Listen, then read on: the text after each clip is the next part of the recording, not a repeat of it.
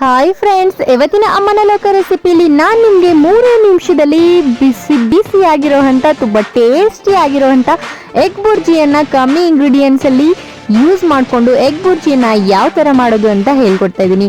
So ಈ ವಿಡಿಯೋನ skip ಮಾಡ್ದಲೇ ನೀವು ನೋಡಿ, ನಿಮಗೆ ನಿಜವಾಗ್ಲೂ ಒಂದು ಯೂಸ್ ಆಗುವಂತಹ ರೆಸಿಪಿ ಇದಾಗಿರುತ್ತೆ. ಸೊ ಇವತ್ತಿನ ವಿಡಿಯೋ ಇದಾಗಿರುತ್ತೆ. ಇವತ್ತಿನ ವಿಡಿಯೋ ಸ್ಟಾರ್ಟ್ ಮಾಡ ಬನ್ನಿ.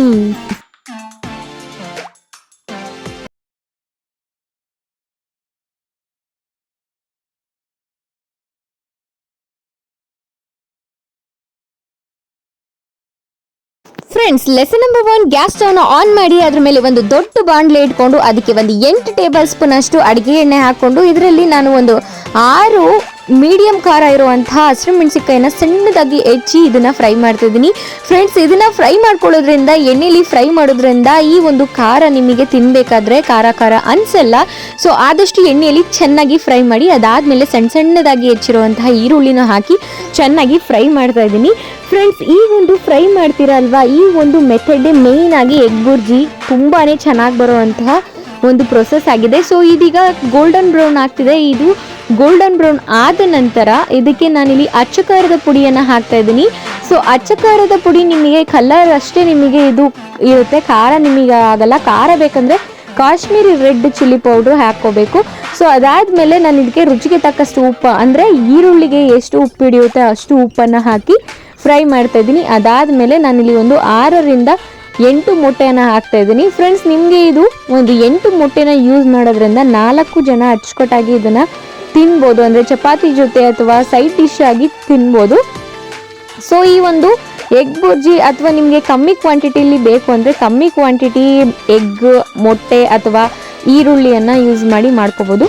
ಅದಾದಮೇಲೆ ಚೆನ್ನಾಗಿ ಇದನ್ನು ಮಿಕ್ಸ್ ಮಾಡ್ಕೋಬೇಕು. ಈ ಒಂದು ಪ್ರೊಸೀಜರ್ನ ಮಾಡ್ಕೋಬೇಕಾದ್ರೆ ನಿಮ್ಮ ಗ್ಯಾಸ್ ಫ್ಲೇಮು ಐ ಫ್ಲೇಮಲ್ಲಿ ಇರಬಾರ್ದು, ಮೀಡಿಯಮ್ ಫ್ಲೇಮಲ್ಲಿ ಇರಬೇಕು. ಅದಾದಮೇಲೆ ಮೊಟ್ಟೆ ಹಿಡಿಯೋಷ್ಟು ರುಚಿಗೆ ತಕ್ಕಷ್ಟು ಉಪ್ಪನ್ನು ಹಾಕ್ತಾ ಇದ್ದೀನಿ.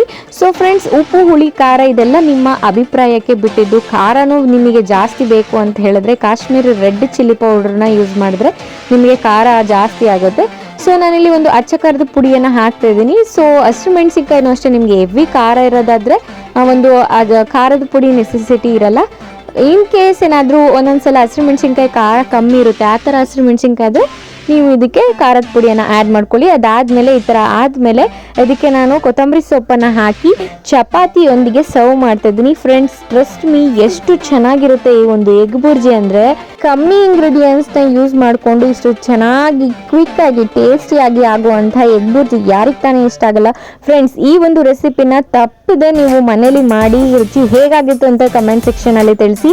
ಹಾಗೆ ಈ ಥರ ಒಂದು ರುಚಿಯಾದ ಕ್ವಿಕ್ಕಾಗಿ ಮಾಡುವಂತಹ ತುಂಬ ಸುಲಭವಾದ ರೆಸಿಪಿಗೆ ನಮ್ಮ ಚಾನಲನ್ನು ಸಬ್ಸ್ಕ್ರೈಬ್ ಮಾಡ್ಕೊಳ್ಳಿ. ಹಾಗೆ ಇಷ್ಟ ಆದರೆ ಲೈಕ್ ಮಾಡಿ, ಶೇರ್ ಮಾಡಿ, ಕಮೆಂಟ್ ಮಾಡಿ.